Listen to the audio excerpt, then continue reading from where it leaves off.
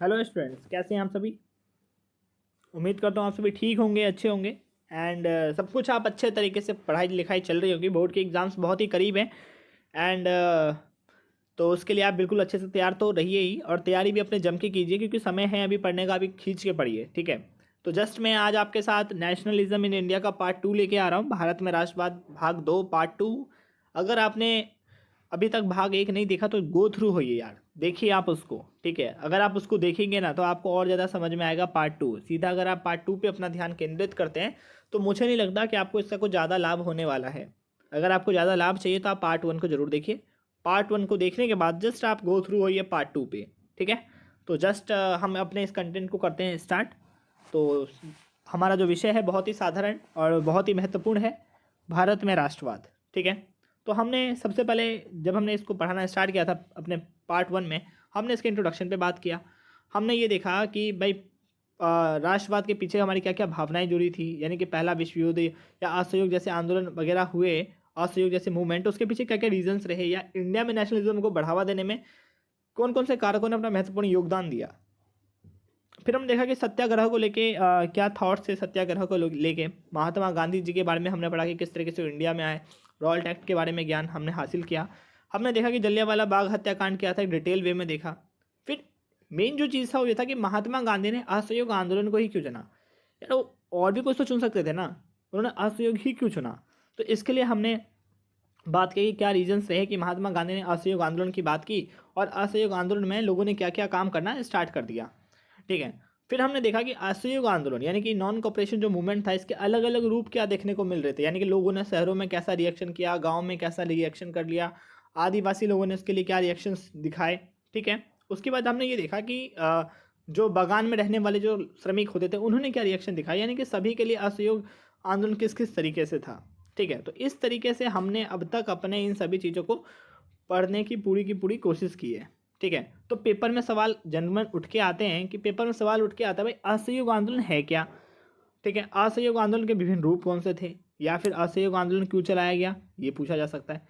तो मुझे लगता है कि इतनी चीज़ें या पार्ट 1 देखने समझने के बाद आपको ये आंसर देने में बिल्कुल भी संकोच नहीं होगा, बिल्कुल भी समस्या नहीं होगी। आप एक अच्छे तरीके से इस आंसर को देने में सक्षम होंगे। ठीक है, तो आज का जो पार्ट 2 है उसमें हम आपके साथ आज बात करने वाले हैं कि सविनय अवज्ञा की ओर। ठीक है, यानी कि जब असहयोग आंदोलन एक तरीके से फेल हो गया, एक असफल हो गया, तो हमने अपना जो ध्यान है, अपना जो हमने ध्यान केंद्रित है, हमने कहा कि सविनय अवज्ञा आंदोलन की तरफ करना शुरू किया। तो देखते हैं क्या है। तो अभी जैसा कि हमने असहयोग आंदोलन के बारे में पढ़ा था अपने पार्ट 1 में, लेकिन जैसे जैसे आंदोलन हिंसक होता गया तो महात्मा गांधी को ऐसा लगने लगा कि भाई इससे काफ़ी बड़ी मात्रा में लोगों की या लोगों के धनों की क्षति होती जा रही है, और ये आंदोलन तो हिंसात्मक होता जा रहा है। कौन सा आंदोलन? असहयोग आंदोलन। तो महात्मा गांधी ने क्या किया, असहयोग आंदोलन को वापस ले लिया। ठीक है, वापस लेते ही जैसे ही असहयोग आंदोलन को वापस लिया जाता है, वैसे ही कांग्रेस का जो एक तबका है, यानी कि कांग्रेस में ही फूट पड़ जाती है। कांग्रेस जो है दो हिस्सों में डिवाइड हो जाता है।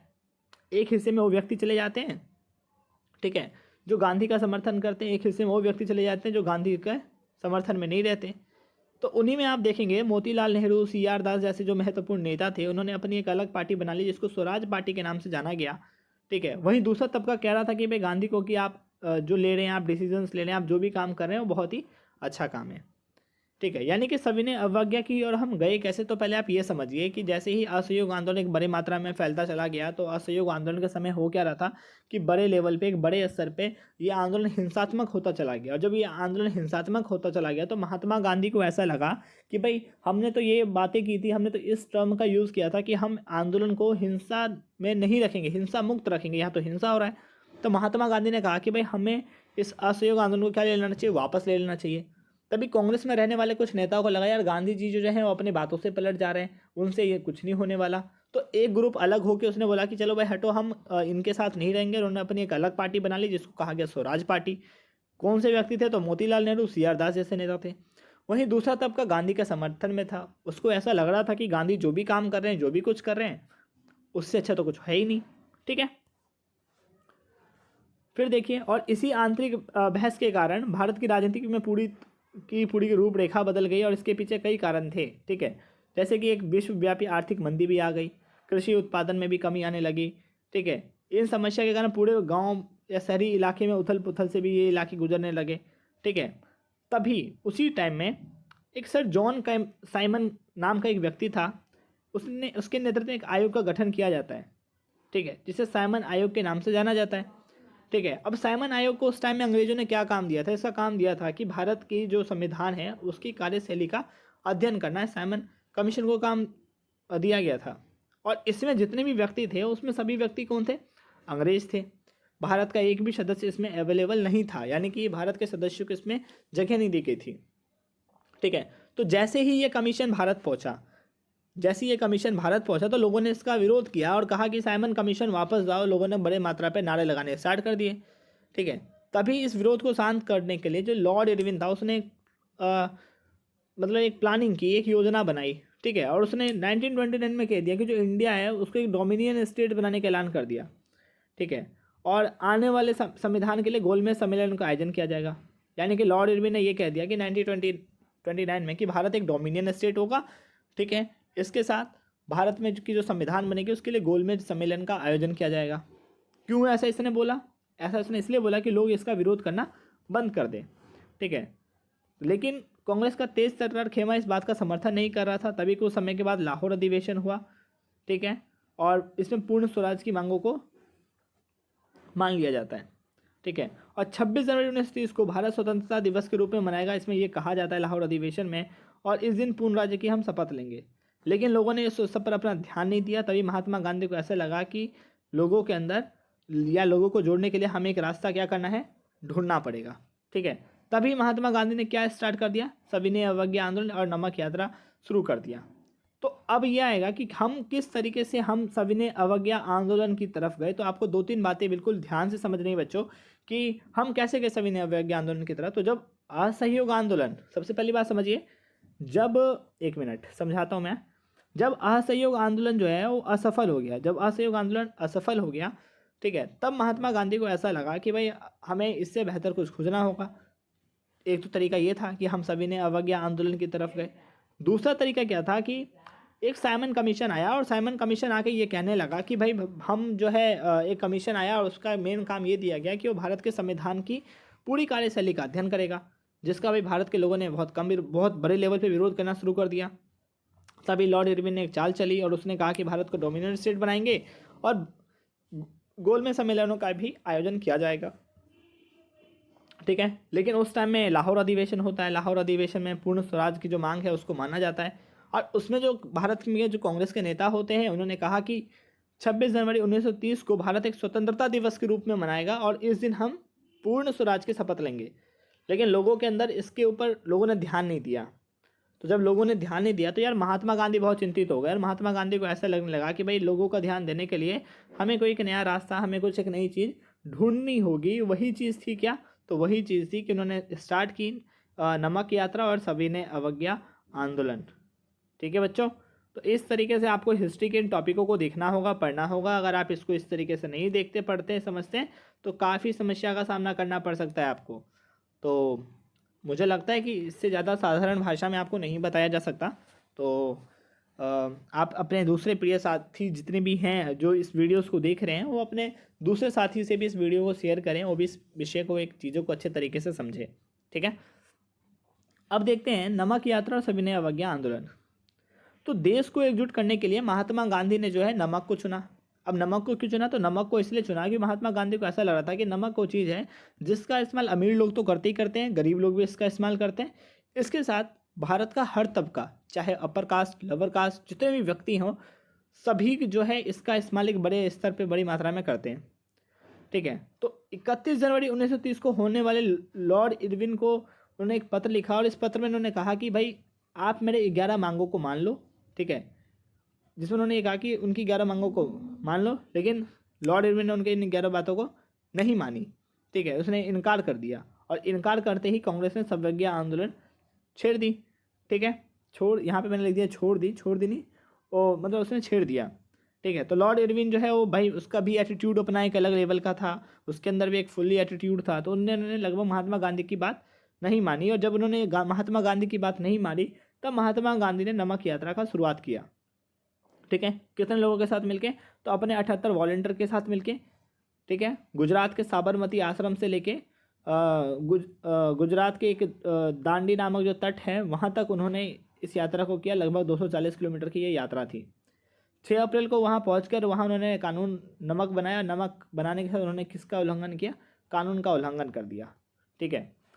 अब हुआ कि यहाँ आप देख सकते हैं ये फ़ोटो जो है आपको एक अच्छे तरीके से रिप्रेजेंट कर रही है हमारे महात्मा गांधी जी हैं, और ये उनके जितने भी वॉलंटियर्स वगैरह हैं ये अवेलेबल हैं। तो यहाँ ये जस्ट यहाँ पे देख रहे हैं कैसे ये नमक बना रहे हैं और नमक का इन्होंने उल्लंघन किया। ठीक है। तो यहीं से शुरुआत होती है, ध्यान रखेंगे, यहीं से शुरुआत होती है सविनय अवज्ञा आंदोलन की। महात्मा गांधी को फिर गिरफ्तार कर लिया गया। ठीक है। क्योंकि भाई महात्मा गांधी को क्यों गिरफ्तार कर लिया? क्योंकि महात्मा गांधी ने अब क्या किया कि उन्होंने नमक बनाया, नमक कानून को तोड़ा, इसलिए उनको गिरफ्तार कर दिया गया। फिर लोगों से अपील की जाती है कि लोग अपने विषय कानून का पालन नहीं करेंगे। हाँ, तो जैसे ही अब यह देखिए यहाँ पे कि लोगों से ऐसा अपील किया जाता है कि वो लोग कानून का पालन नहीं करेंगे, यानी कि जो अंग्रेजों को जो कानून है उनका कोई पालन नहीं करेगा, उनकी जितनी वस्तुएं हैं लोग उनका त्याग करेंगे। किसानों ने जो है लगान देने से मना कर दिया। तो ये पूरी की पूरी घटना जो है ना बहुत बड़े लेवल पे पूरे भारत में फैलनी शुरू हो गई थी। ठीक है। तो उसी टाइम में एक महात्मा गांधी से समर्थित, यानी कि अब्दुल गफ्फार खान, उनको भी एक महात्मा गांधी का ही जैसा उनको माना जाता है, तो अब्दुल गफ्फार खान को गिरफ्तार कर लिया जाता है। और जैसे ही उनको गिरफ्तार किया जाता है तो पूरे भारत या उत्तर भारत जैसे जगहों पे लोग क्या करते हैं, वो सड़कों पे उतर आते हैं। ठीक है, उनके फेवर में उतर आते हैं। लेकिन कुछ टाइम के बाद फिर महात्मा गांधी को भी गिरफ्तार किया गया तभी। ठीक है, बहुत तेज़ गति से ये आंदोलन जो है बहुत बड़े लेवल पे फैलने लगा। तो लोगों ने क्या किया कि जो नगर पालिका के भवन हैं, रेलवे स्टेशन हैं, जो सड़कें हैं, चीज़ों को तोड़ फोड़ करना स्टार्ट कर दिया। तभी महात्मा गांधी ने एक बार फिर से ये आंदोलन क्या ले लिया? वापस ले लिया। तो आप देखेंगे कि कई बार महात्मा गांधी ने आंदोलन वापस ले लिया, तो आप सीधा से समझिए कि महात्मा गांधी किसी भी तरीके के हिंसा के समर्थक नहीं थे। ठीक है, अगर महात्मा गांधी जी हिंसा के समर्थित होते तो इस आंदोलन को चलने देते, लेकिन वो कभी भी हिंसा नहीं चाहते थे। ठीक है। तो अब हुआ क्या कि गांधी इरविन समझौता हुआ। तो आंदोलन के समाप्त होने के साथ ही जैसे ही ये आंदोलन समाप्त हुआ तो महात्मा गांधी ने लॉर्ड इरविन के साथ एक समझौता किया जिसे गांधी इरविन समझौता के नाम से जाना जाता है।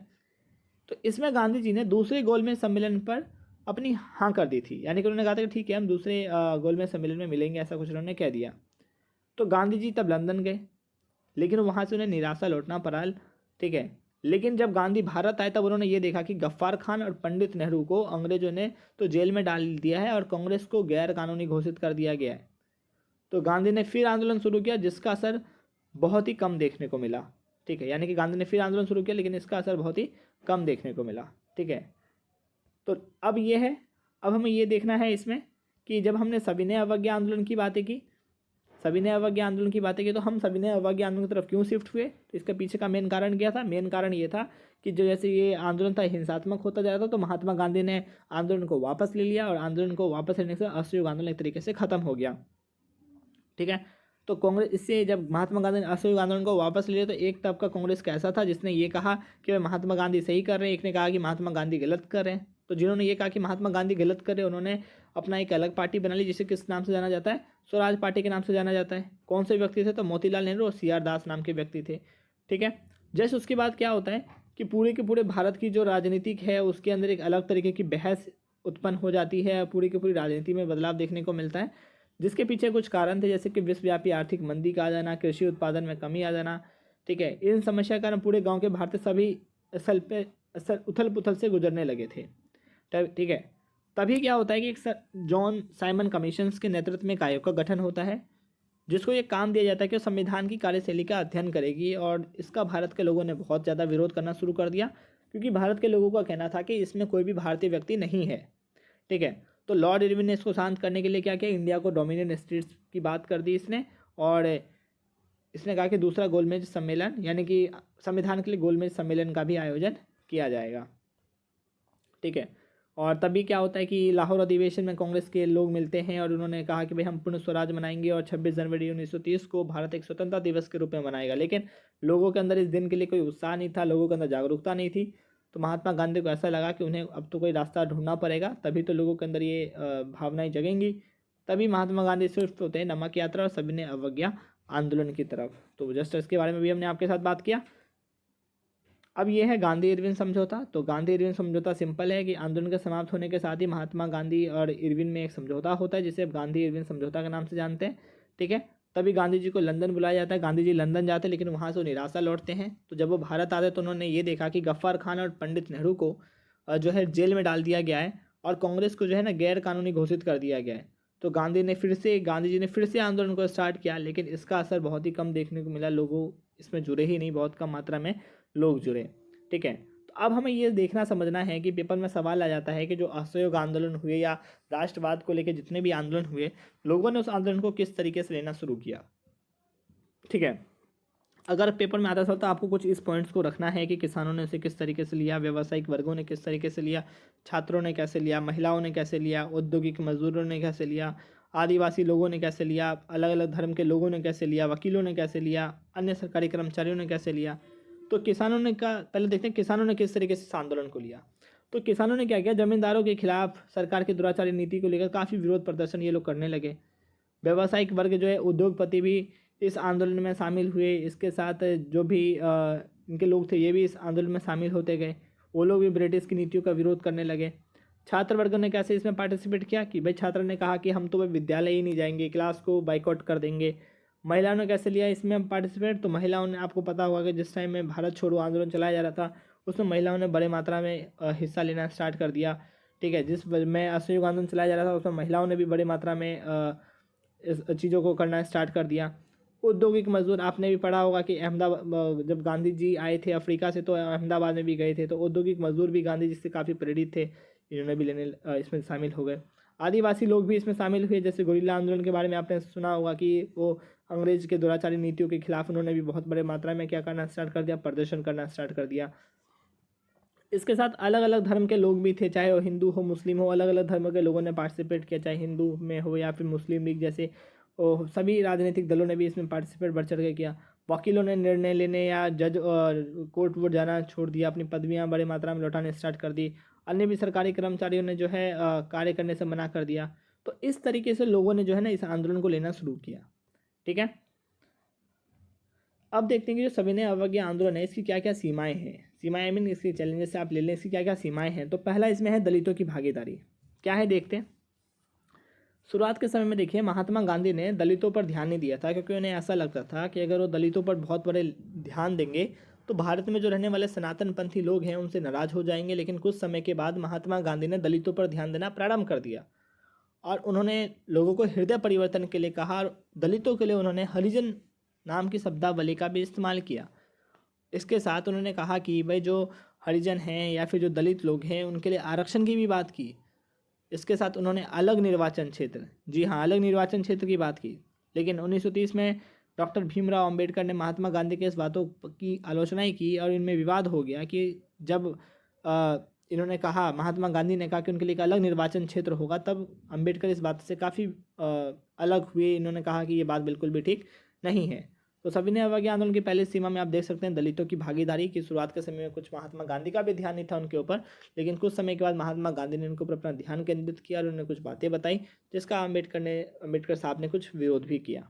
ठीक है, मुस्लिमों की भागीदारी आप देखेंगे तो मुस्लिम राजनीतिक संगठनों ने भी सविनय अवज्ञा आंदोलन में कोई खास उत्साह नहीं दिखाया, क्योंकि उन्हें ऐसा लगता था कि जिस तरीके से असहयोग आंदोलन और खिलाफत आंदोलन, ठीक है, शांत हो गया, उसी तरीके से ये आंदोलन भी क्या हो जाएगा, शांत हो जाएगा।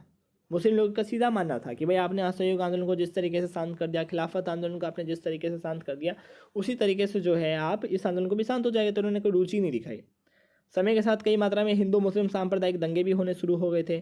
फिर कांग्रेस और मुस्लिम लीग ने एक बार गठबंधन करने का प्रयास किया, लेकिन वह फिर से असफल रहे और इसका परिणाम हमें ये देखने को मिलता है कि भारत और पाकिस्तान का जो है क्या हो गया, पार्टीशन हो गया। इसी का हम एक परिणाम के रूप में भी देख और समझ सकते हैं। ठीक है, यहाँ तक आपको बातें कुछ क्लियर हो गई हैं। तो अब चलते हैं राष्ट्रवाद की भावना। तो यहाँ पे आप देखेंगे जब हम बात करते हैं राष्ट्रवाद की, नेशनलिज्म्स की, तो इसका सिंपल और साधारण सा मतलब ये होता है कि अपने राष्ट्र से प्रेम, अपने राष्ट्र के प्रति समर्पित, ठीक है, अपने राष्ट्र के हित की बात जैसी चीज़ें शामिल होती हैं। यानी कि कुल मिला के ये कहें, जब हम अपने राष्ट्र से काफ़ी प्यार करने लगते हैं तो उसी को हम क्या कहते हैं, राष्ट्रवाद के नाम से जानते हैं। राष्ट्र के लिए प्रेम, राष्ट्र के लिए समर्पित जैसी धारणाएं या विचार जब हमारे अंदर होते हैं तो इसी को हम राष्ट्रवाद की भावना के नाम से जानते हैं। ठीक है, तो यहाँ आप देखते हैं इसमें क्या है। तो उस टाइम आप देखेंगे कि जिस टाइम ये सब आंदोलन हो गए तो लोगों के अंदर राष्ट्रवाद की भावनाएं आने लगी। कैसे आने लगी, तो तस्वीरों में लोगों को राष्ट्र दिखने लगे। यानी कि राष्ट्र की पहचान को सामान्यतः किसी चित्र के द्वारा मूर्त रूप दिया जाता था जिससे लोग राष्ट्र की पहचान कर सकें। भारत माता का चित्र, मातृभूमि की कल्पना कागज पर उतारते थे। इसी में आप देखेंगे बंकिम चंद्र चटर्जी 1870 में राष्ट्रीय गीत वंदे मातरम लिखा था। इसे बंगाल में स्वदेशी आंदोलन के दौरान गाया गया था। विभिन्न कलाकारों ने भारत माता को अपने तरीके से प्रस्तुत किया। यानी कि जब हम बात करते हैं तस्वीरों में राष्ट्र, यानी जब हमने भारत माता बना लिया, ठीक है, भारत माता का हमने चित्र बना लिया या फिर हमने अपनी मातृभूमि के चित्र बना ली, तो इससे हमारे अंदर एक स्पिरिट देखने को मिलती है, एक थॉट्स हमारे अंदर एक जागृत होती है अपने राष्ट्र के प्रति, अपने नेशंस के प्रति। ठीक है। दूसरा आप देखेंगे लोक कथाओं के द्वारा भी लोगों ने राष्ट्रवाद को प्रोत्साहित किया। कई राष्ट्रवादी नेता ने राष्ट्रवाद की भावना का प्रचार करने के लिए लोक कथा का सहारा लिया। उनका ऐसा मानना था कि लोक कथा ही पारंपरिक संस्कृति को सही ढंग से दिखाती हैं। ठीक है। कई लोगों ने राष्ट्र नेशनलिज्म को बढ़ाने के लिए राष्ट्रध्वज को कहा कि भाई जब हम राष्ट्रध्वज आज हम देखते हैं वो विकास के कई चरणों से गुजरा। ठीक है। तो जब हम अपने राष्ट्रध्वज को देखते हैं तो हमारे अंदर एक अलग नेशनलिज्म से अपने एक देश के लिए जो है कुछ करने की भावनाएं जो है वो जागृत होती हैं, है ना। फिर उसी तरीके से आप देखेंगे कि कई जो विद्वान हैं वो ये कहते हैं कि कई भारतीयों का मानना है कि अंग्रेज ने भारत के इतिहास को तोड़ मरोड़ कर पेश किया है।